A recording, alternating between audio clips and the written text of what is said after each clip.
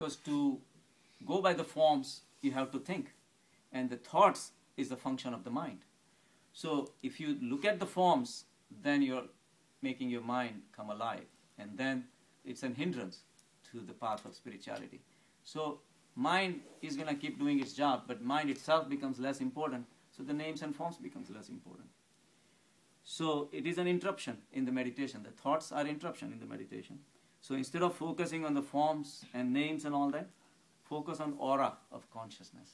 And it's not going to happen just by talking about it. But repeated meditation and you start feeling that feeling. This morning we had meditation. It was beautiful. Yes. Once, especially after you exercise and you sit down and meditate and this cool breeze is coming, the birds are chirping, the sun is coming up. It's divinity right there. And every single second you feel the consciousness is like playing with you. And you think this God is just around the corner somewhere. So those kind of feelings, once you experience in meditation, and then it starts spilling into the daily life. And then daily life, you meet someone, you see the divinity behind them. You know, it's just there. You know, so what happens is we get lost in the forms and shapes and all that because of the mind. Because the mind starts liking certain forms. When you like something, at the same time you dislike something also.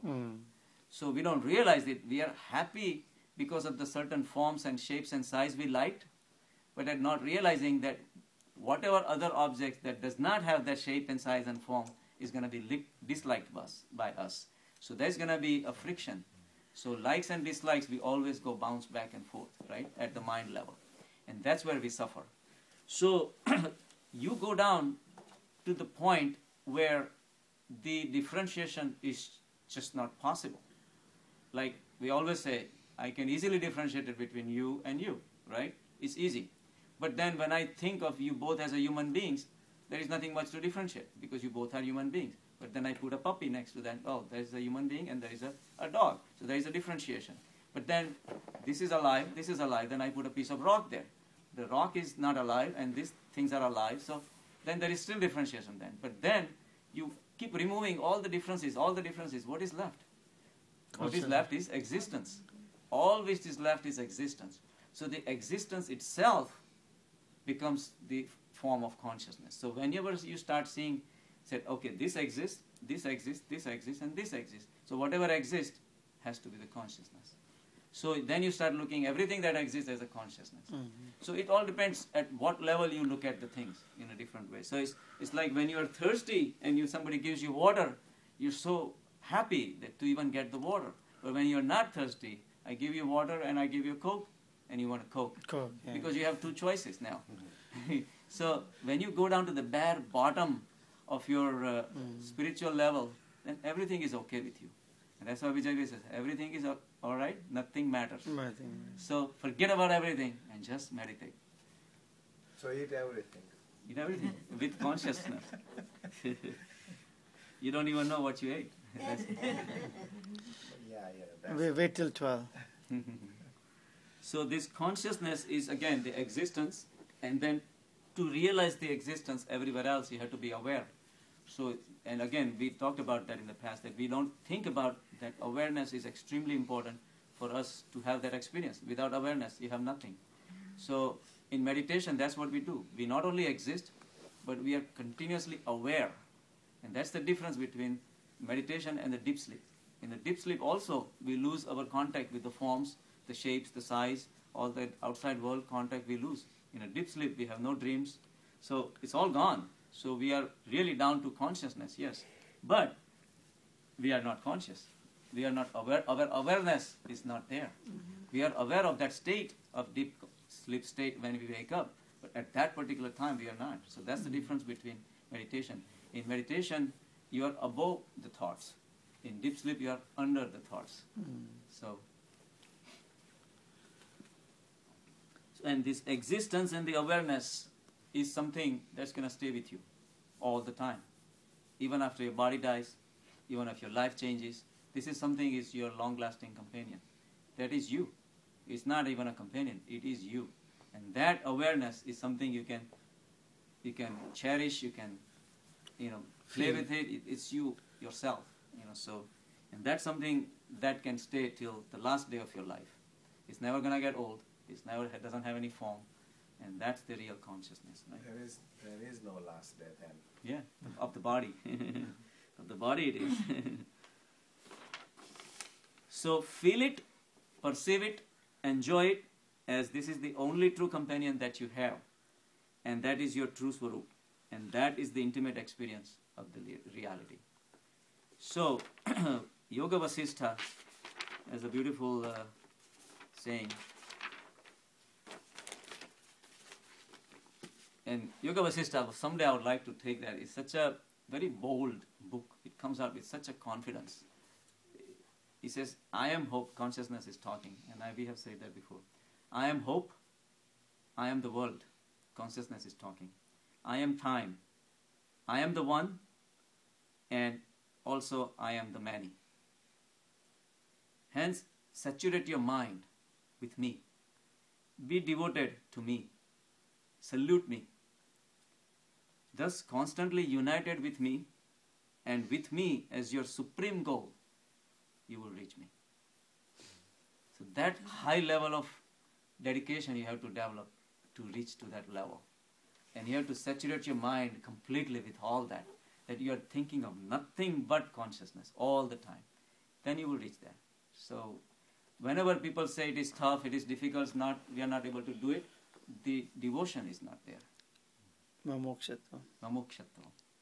Mamokshatvam. That's This quote is very frequently used by many saints. Oh, I'm sure. Including Jesus, and now this Javeri. Yeah, right. He is using this. Sure. It all came from there. Vasistha's Yoga is an amazing book. It's universal. Yep. So we always said that because mind has to go using all these sense objects to have this sensorial experiences outside. It's like we said, it's growing on crutches. In crutches you can fall because the objects keep on changing their shape, size all the time. Same person who would give you the pleasure now, few months later or few years later, they change their mind and they don't give you the pleasure anymore. And person changes, their ideas changes, body changes, their thoughts change, their intellect changes. So all those keep on changing, and meanwhile we think that he or she was the source of pleasure, now not the pleasure anymore. So we are on crutches, we are taking crutches, and any time you can slip one way or the other. So that's not going to be really taking you too far, So the only way is to dissolve all these concepts of the duality, and but it's not going to happen until you are aware of that consciousness. So until that spider throws the silk thread, then only you'll be able to bypass all these things and reach somewhere. So to remove the mind from these objects, we have to be aware of consciousness alone. And that's easy because then it's now your mind is becoming steady, because there is nothing to differentiate between the objects anymore. So consciousness in which all the objects are bathed, and you look at everything as nothing but consciousness, that's dhyan. Now you have reached to a spot where you see nothing but consciousness everywhere. Now you are in a dhyan position. So we can look at the consciousness as a savior. It takes us out of all the miseries of life, all the limitations of the life, and the finiteness of the life, right? When you compare yourself with someone else, you're going to be short, you're going to be tall, you're going to be fast, you're going to be slow, you're going to be whatever. I did this and I didn't do that and all that. All those sufferings end when you reach that consciousness living. And that's why Jesus says, everybody who is hungry, tired, just come to me. And that's where the ultimate solace is. Ultimate peace is only at the consciousness level. Because anything that was creating this discomfort was the forms and the shapes and the size and the duality. When the duality ends, the peace begins. And in consciousness, there is no discomfort, because how would you know? How would you know the difference between my consciousness and your consciousness? There is nothing to differentiate, right? So, but we don't realize that just like the minute particles, the lights and the photons and at the quantum level, the bigger objects also have a dual nature. Just like light has a dual nature, the bigger objects like us also have a dual nature. So we have form, we have shape and size, but we also have consciousness. And that consciousness is something, that's the force behind everything, is what we're looking for everywhere.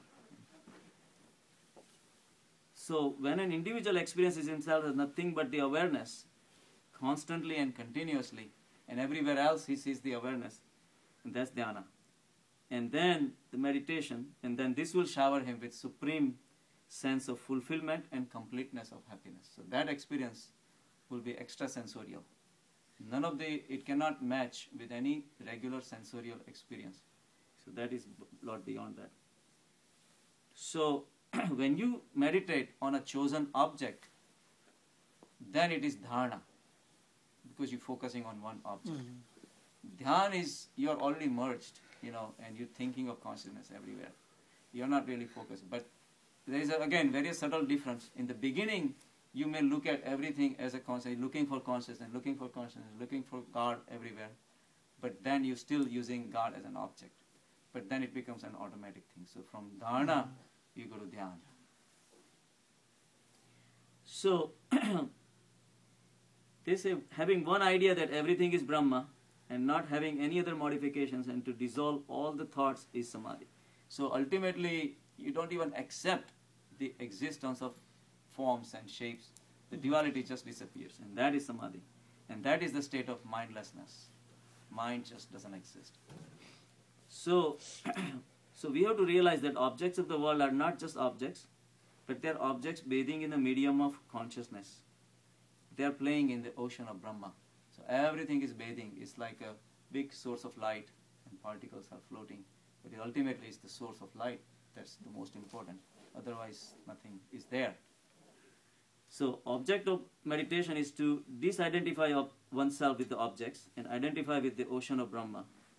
And this is where all these objects are floating around with vrittis and everything.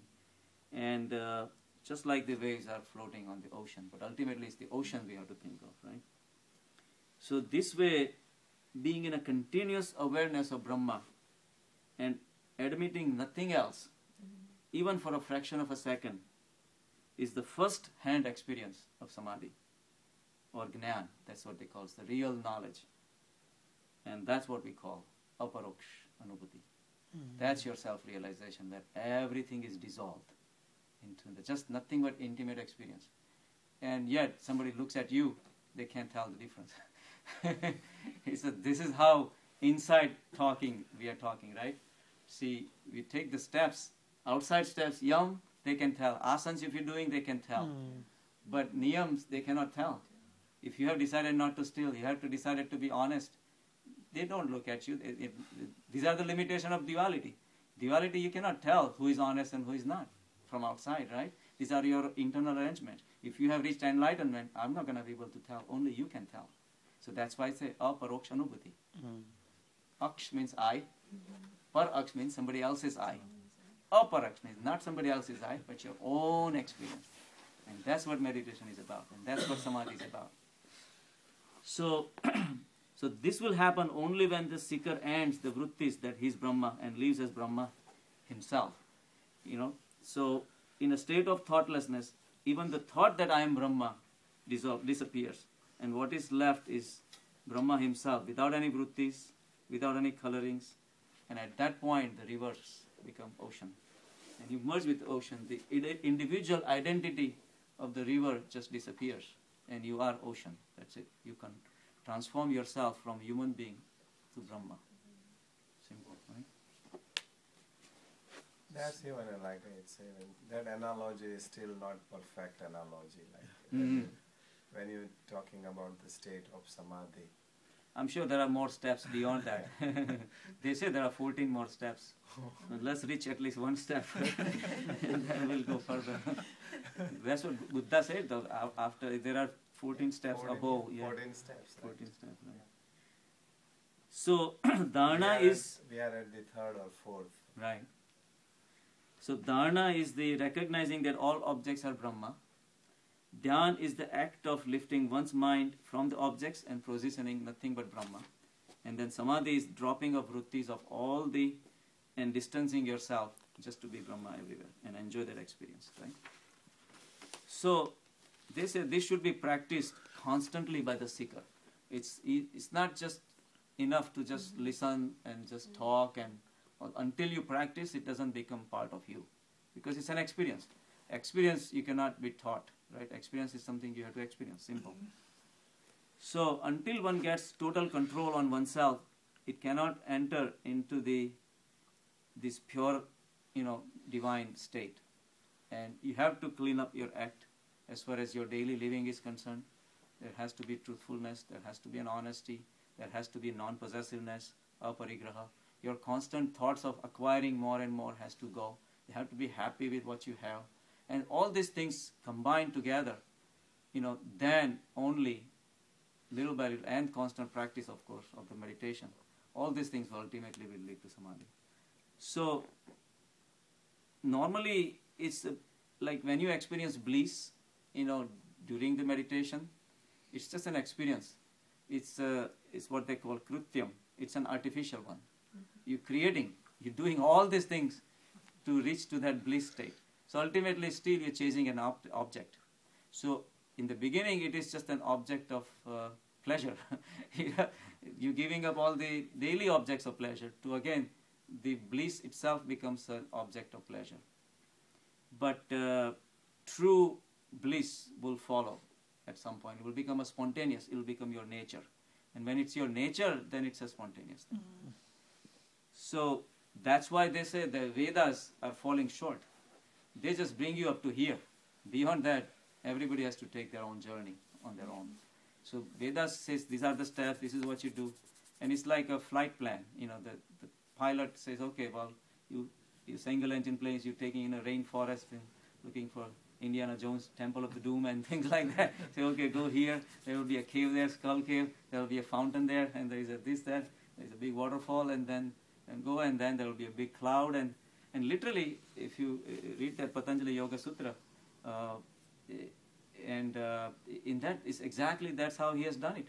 He says you go from here to here, you will meet this, you will meet this, you will meet this, and then you will experience this, and it's amazing how. But these people have been there, so this is exactly how the path is drawn out. But then again, unless you take it yourself, it's not going to happen. So the usual pleasure is because of the gratification of one or the other senses. So any kind of day-to-day pleasure, you need one of the sense objects, either the eyes or the ears or the touch or the smell. And those are the objects-driven pleasures. But when you drop all the senses, then senses are not necessary. And then the pleasures comes, that's the spontaneous pleasure. So what happens is when the actual pleasure comes because of the presence of agitations of one's mind, like before you meet an object, you want an object. You want to have pleasure from that object. So you are disturbed and you don't have it. You are agitated, you are restless, you want to have it. And when that object comes in, it satisfies you. So it's not actual pleasure that came out of the object. It's actually that your dissatisfaction, your restlessness kind of becomes quiet for a while. So it's a relative pleasure. Lack of restlessness. Lack of restlessness is the pleasure. So that's the analysis of the actual sensorial experience. That you want it, you want it, you want it, you want it. Okay, you have it. It's like a candy, but then you want more. So the actual pleasure comes because of the presence of agitations of one's mind for these objects, and then once these objects are acquired, agitations end, and then one feels temporary pleasure, thinking that object brought the pleasure. But if the desire for that object was not there at all, you will be always in peace, and you will be always enjoying, So that's like adult with a balloon, right? So you never had a problem to begin with. So this joy is, because the thing is that the joys that we get from the outside world is interrupted. That's why we have flashes and moments of joy, but no permanent joy. Because you need that state of restlessness to enjoy the next moment of pleasure. Otherwise, how can you tell? True. How can you tell? If it's a continuous joy, then you don't know what you enjoyed or what you missed. You have to miss an object to have a pleasure out of the object. So that's why they say, Vivekananda says, the typical life is lot of unhappiness, and then there are flashes of happiness. So you want to come out of that in permanent joy, then you have to go to the samadhi.